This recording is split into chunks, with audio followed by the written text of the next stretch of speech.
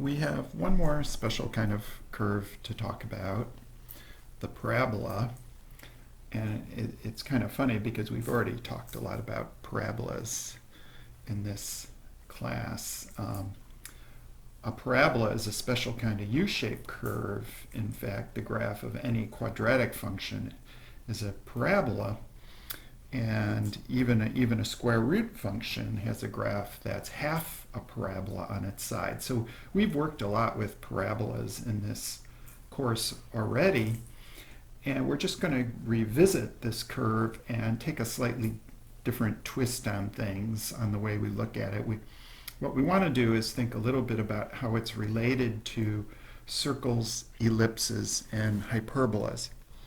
Circles, ellipses, hyperbolas, and parabolas are called conic sections.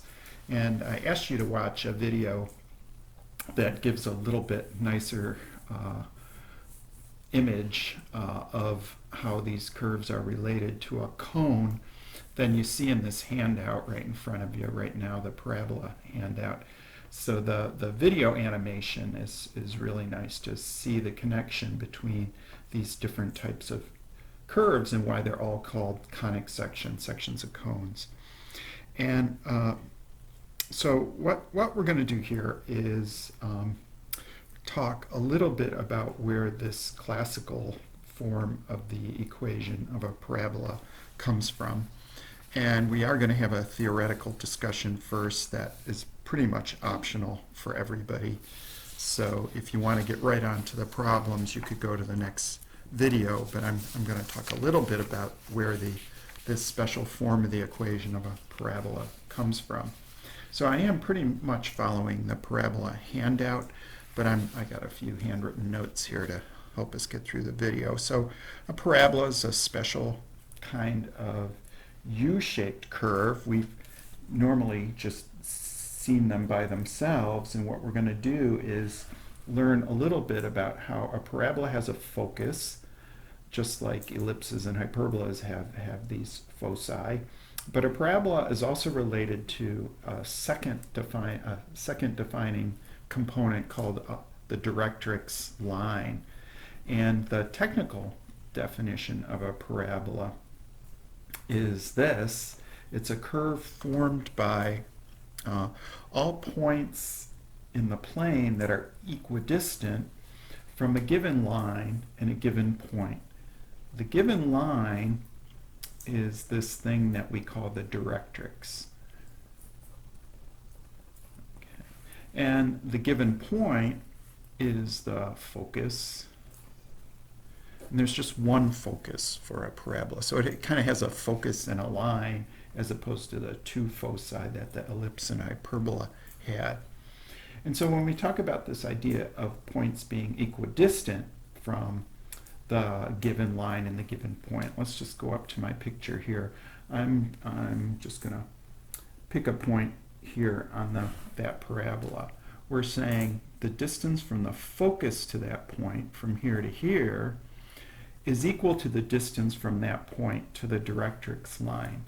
Now, that it's not obvious what we would even mean by the distance from a point to a line. We don't have a point to a line distance formula in our course, and there are a lot of ways you could measure that distance, but when we say the distance from a point to a line, we mean the shortest possible distance. And the shortest possible distance is always going to be perpendicular to the line.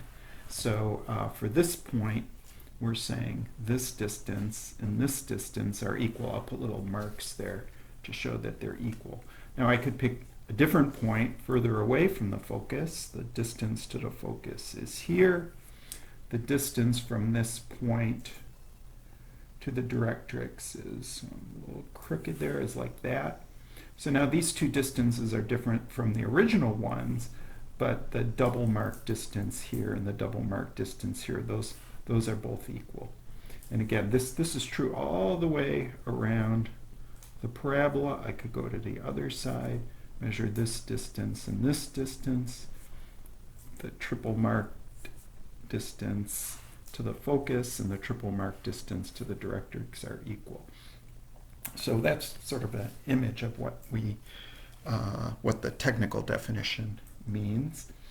And so we're only going to look at parabolas where the directrix is either in a vertical or a horizontal position. And so just a couple more vocabulary words here. We've already mentioned focus, directrix. The point on the parabola that is on the line from the focus to the directrix, perpendicular to the directrix, is called the vertex. It's we've been calling that point the vertex of the parabola for a long time, so I don't think anybody will have trouble with that. So the vertex is exactly halfway in between the directrix and the focus. And we're going to use this letter P to denote the distance from the vertex to the focus, which is the same as the distance from the vertex to the directrix. So this P distance here equals this P distance here, and it's measured on each side of the vertex. Sometimes we're going to have the directrix in a horizontal position, sometimes vertical. So here's just the same picture with the directrix drawn in a horizontal position. Okay, so now let's try to derive an equation for a parabola using this definition involving a directrix and a focus. And so we're going to put the parabola in a very specific position. We want the vertex at 0, 0. So here's my vertex at the origin of the xy plane. Maybe I'll write the word vertex there just to emphasize that. And the focus is going to be on the y-axis, and the directrix is going to be parallel to the x-axis. Now, if I use that same P constant that we mentioned on the previous sheet, so this distance here from the vertex to the focus is P. So in this coordinate system, that would be the point 0, P. And since the distance from the vertex to the directrix is also P units, and we're going in a negative direction here, the directrix line here would have equation y equals negative P. This is the picture when P is positive.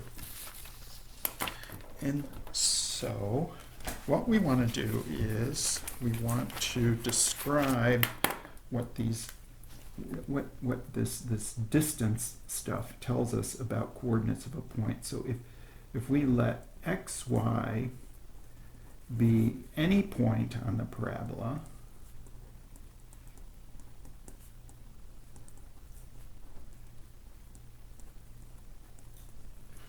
then this distance from f to xy has to equal this distance from xy to the directrix. That distance cuts right through the x-axis. So this distance equals that. Now let's describe that in words. The distance from the focus to the point xy has to equal the distance from xy to the directrix line. Now the focus is at 0p, and so this is just the distance on the left-hand side here between 2 points. We can plug into the distance formula. Square root of x minus 0 squared plus y minus p squared, using the coordinates of the focus in xy. That distance has to equal the distance from xy to the directrix. And because of this position of the directrix parallel to the x-axis, this distance from xy to the directrix is parallel to the y-axis. And we can actually just think of this distance in these two pieces. This top piece here is the same as the y coordinate of that point. This bottom piece is the distance from the vertex to the directrix. That's just the same as the distance p. So the total distance from xy to the directrix is just y plus p. We don't even need a distance formula there. We can just write down what that is. And if I'll say several steps here again, like I have in earlier derivations. I'm not going to write out the steps. The steps are actually written out on our handout, on the second page of the handout. So we square both sides, we do a little bit of algebra, and then what we end up with is this takes the form x squared equals 4py. And that's the standard focus directrix form of the equation of a parabola.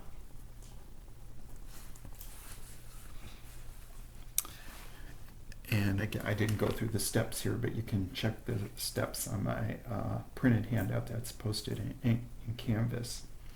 Now, this formula, x squared equals 4py, has that constant p in it, which measures the distance from the vertex to the focus. And it turns out that we get this exact same formula for this picture down below, where notice here the focus is on the negative y-axis and the directrix is above the x-axis, right? So its equation is going to be y equals a positive number. So this, if we call this 0p, we're still going to call this 0p. That's the picture when p is negative and the focus is at 0p. So it leads to the same equation, x squared equals 4py, that we got from the picture we started out with up at the top. In one case, the parabola opens upward. In the other case, the parabola opens downward. In each case, the focus is on the y-axis. So just one more little bit of aspect to this derivation of stuff. What if the focus is actually on the x-axis instead of on the y-axis? Now, we still want to call this distance from, here's the vertex is still at 0, 0, by the way. So that's the same in all these cases. In this section, we're only looking at parabolas with vertices at the origin. So because this distance from the vertex to f is p, and because we're on the x-axis, the coordinates of this point are going to be p0. The directrix, when it's parallel to the y-axis, it's a vertical line, so its equation is x equals a constant, and its equation is going to be x equals negative p. And I'm not going to go through the steps of the derivation. It's just when we have a sideways parabola in this way, the equation is going to take the form y squared equals 4px. And that form of the equation comes about when the sideways parabola is in this position, which is a picture for when p is greater than 0. If p is less than 0, where we're still calling the focus the point 0p, but if p is a negative number, the parabola is going to curve to the left, and we still have that same general form of the equation. So if you refer to the printed handout now, this is really discussed on the first page, second page of the handout. There are a whole bunch of pictures on the second page, so you really can just rely on the handout to, and I want you to notice that the standard form is right here in the middle of the page, x squared equals 4py, when the parabola curves up or down. when the parabola is sort of in this sideways positions, you get y squared equals 4px. So what's the difference between these two? Let's just make sure we see that difference. When x is squared and y is not squared, it's like we have the graph of a function that satisfies the vertical line test. So that's like our typical quadratic function kind of position for a parabola opening upward or downward. When you have the reverse, where you have y squared and x is not squared in the equation, when y is squared and x is not, that's a signal that we have this sideways kind of shape, either one of these two possibilities pictured here, because we will not have the graph of a function. Y is not the graph of a function. The graph does not satisfy the vertical line test in that case. And just one more thought, I want to go back to these. I can take this x squared equals 4py equation, and if I divide both sides by 4p, I can write 1 over 4px squared equals y, or I'm actually going to write that with the y in front, y equals 1 over 4px squared. That's an equivalent form. That's really the same equation written in a slightly different form. Y is some fraction or some number times x squared. That's for our parabolas that open upward or downward. For our sideways parabola, if I do the same thing, if I divide both sides by 4p, and I can rewrite that as x equals 1 over 4p times y squared. That's an equivalent form. That's really the same equation as what I wrote in the box right above it for the sideways parabolas. So, okay, that's our derivation of stuff. In the next video, we're going to go ahead and do a few problems.